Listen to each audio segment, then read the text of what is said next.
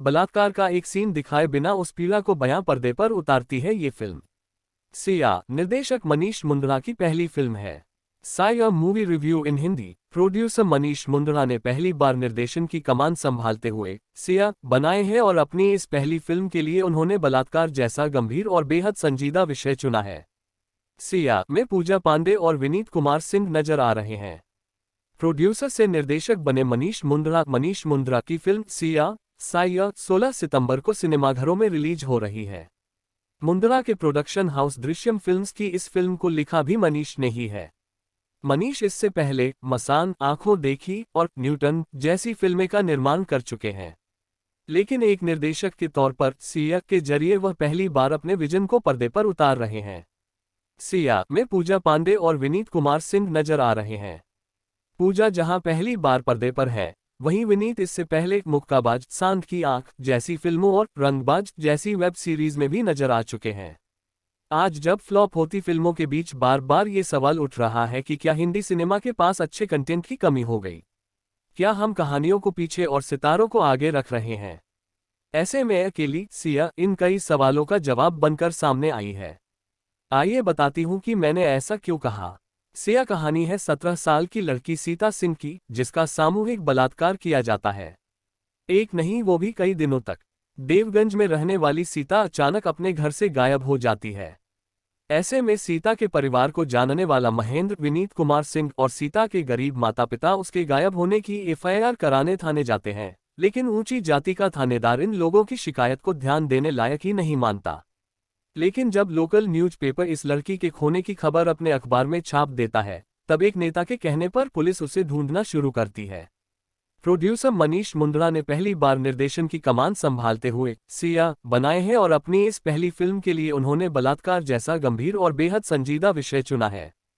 तारीफ करनी होगी मनीष की कि उन्होंने निर्देशन की अपनी पहली ही कोशिश में एक खूबसूरत फिल्म को पर्दे पर उतारा है। सिया की कहानी बलात्कार जैसे अपराध की भयावहता को पर्दे पर जिस तरीके से उतारती है वो आपको बेचैन कर देगा। अक्सर सिनेमा के पर्दे को रूपहला कहा जाता है, लेकिन मनीष मुंदड़ा की इस फिल्म में रूपहला कुछ नहीं है, बल्कि समाज, सिस्टम और राजनीति की ऐसी काली स्याही पर्दे पर चारों तरफ बिखरी दिखेगी कि आप एक अजीब सी बेचैनी से भर जाएंगे। अब इसे इस फिल्म का नकारात्मक पहलू भी कहा जा सकता है कि ये फिल्म कुछ भी रूपहला, सजिला या उम्मीद से भरा पर्दे तक नहीं लाती। फिल्म में आखिर में सब ठीक हो जाता है, और अगर ठीक नहीं है तो पिक्चर अभी बाकी है मेरे दोस्त वाले विचार के साथ अगर आप सिनेमा हॉल जाएंगे तो ये फिल्म आपके लिए नहीं है। सिया में किसी भी हालात या सीन की भयावहता बढ़ाने या दिखाने के लिए न तो कोई जोरदार बैकग्राउंड म्यूजिक दिया गया है और न ही कुछ कैमरों के भागते हुए एंगल। कमाल की बात है कि बलात्कार की कहानी दिखाती इस फिल्म में पर्दे पर इससे जुड़ा एक भी सीन नहीं दिखाया गया, लेकिन बलात्कार के साथ आने वाली तकलीफ, दर्द, बेचैनी, भयावहता, मानसिक पीड़ा जैसे हर भाव और दर्द को पर्दे पर उतार दिया गया है। हर सीन के बैकग्राउंड में भैंसों के गले में बंधी सांकल की आवाज से लेकर मोर की आवाज तक सब कुछ धीरे धीरे ऐसे सुनाई देगा कि आपको धोखा हो सकता है कि आप उसी परिवेश में हैं, पर बस इसे देखते जा रहे हैं और विचलित हो रहे हैं, मगर कर कुछ नहीं सकते।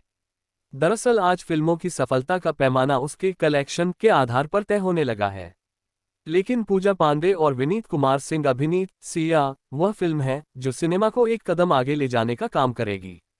पूजा पांडे पहली बार पर्दे पर बतौर एक्ट्रेस नजर आ रही हैं, लेकिन जिस खूबसूरती से उन्होंने इस किरदार को पर्दे पर उतारा है वह काबिल तारीफ है। इस जघन्य अपराध की पीड़िता होने के बाद भी जब सिया न्याय की मांग करती है, तब एक एक्ट्रेस के तौर पर पूजा की सफलता पर्दे पर साफ देखी जा सकती है।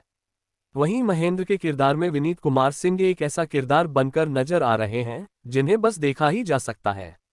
विनीत का किरदार रोटरी में काम करने वाला एक वकील है जो इस गलत के खिलाफ हमें न्याय चाहिए की लड़ाई में कंधे से कंधा मिलाकर खड़ा है, लेकिन न तो वह कहीं चिल्लाता है, न उसका क्रांति लाने का कोई इरादा है।